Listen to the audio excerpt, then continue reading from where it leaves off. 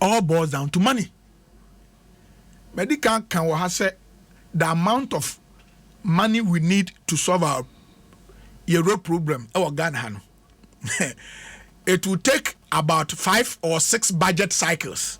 See, a committee says 6 Kurani, I am being fair, and once you call roads, more, I take it that. Even President Nanado Apenswe, since 2017, if I have to put all the figures together, the investment, the total investment we have made through GOG, remember say any other foreign finance loan for roads near the idea, we are talking about almost about 50 billion Ghana cedi. That is the quantum of investment.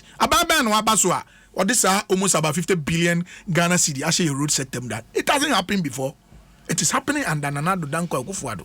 And see your baby happening.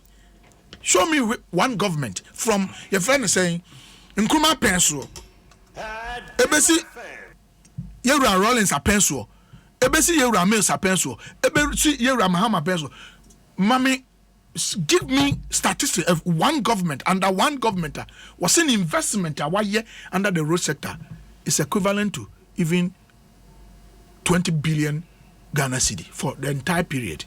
But this government have done about 50 billion investment on our roads. Okay.